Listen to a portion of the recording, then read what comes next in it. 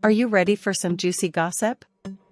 The world-famous Prince Harry has found himself in hot water with the taxman. Word on the street is that he's been trying to dodge those pesky U.S. taxes by jetting back to the UK every 183 days. But why, you ask? Well, it seems that he's been using a sneaky plan similar to George Clooney's infamous tax evasion scheme. Now, we don't want to spread rumors, but we've heard that Harry may have had more than one reason for his recent visit to the UK.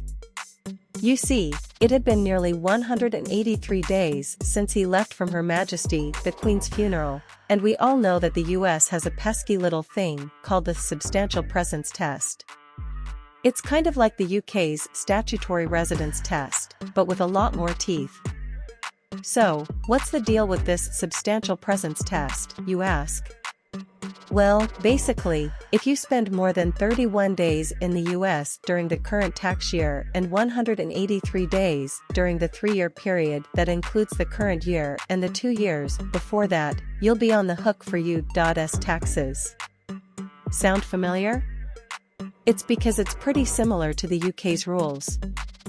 Long story short, if Prince Harry wants to avoid the long arm of the taxman, he's going to have to be very careful about how much time he spends on either side of the pond. So, will he be able to pull it off? Only time will tell. Picture this: you've just landed your dream job in the United States, and you're ready to start your new life in the land of opportunity. But before you get too excited, there's something you need to know. Unlike in the UK, if you become a permanent resident of the US or a US citizen, your worldwide income will be subject to US tax rules, even if you move abroad. Now, here's where things get interesting. There's a formula for determining the 183 days you need to stay in the US to trigger this tax liability. It's based on the current year plus the 2 previous years, and the days are counted as all the days you were present during the current year, plus a third of the days you were present during the previous year, plus a sixth of the days you were present 2 years previously. But wait, there's more. If you have a green card, the 183-day rule wouldn't apply to you. Why? Because you could be subject to tax in both countries based on their respective rules. Sure, you get credit to some extent for taxes paid to avoid double taxation, but it's not a zero-sum game. You could still be required to file in both countries, and credits don't always offset evenly.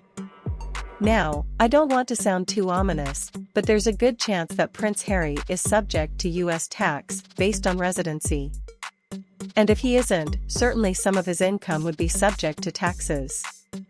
Effectively connected income, house sales, and potentially any US-based investments he holds could all be fair game. But hey, it's not all doom and gloom. There are still ways to structure certain transactions to minimize your tax liability, and there may be clauses in the double tax treaty or US federal rules that exempt you. So, if you're considering a move to the US, just make sure you do your homework and consult a tax professional. Trust me, it's worth it. Hey there, buckle up, because I've got some hot tax news for you. Even if you're not a US resident, you can still be taxed on your income there. And Prince Harry is feeling the heat, let me tell you. There's simply no way around paying those US taxes without resorting to some seriously shady tax dodging schemes. And here's the real kicker: even if Harry wasn't a US resident, he's married to a US citizen whose worldwide income is taxable. So, he's stuck paying those taxes one way or another. Now, if Harry wants to avoid paying US income taxes under the 183-day rule, he's limited to spending only 121 days in the US. But even then, he's still on the hook for payroll taxes on his salary and business taxes on money coming into Arch World Productions and audio. But let's not forget about the UK's high taxes for his income bracket. If we assume his income consists of book and Netflix payments, it's safe to say they've set up all those companies in Delaware to play tax games. And who knows, they probably have a bunch of companies and trusts set up offshore as well as income tax havens. But here's the real kicker.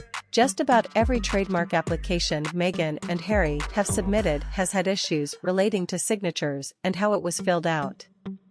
Visa requirements state that Harry must spend 187 consecutive days in the US within a 3-year period, which he's just done. So, it's safe to say that Harry and Meghan's tax avoidance is going to land them in hot water. The taxman cometh, and he's not playing around. Like and subscribe to our channel for more juicy tax news and analysis.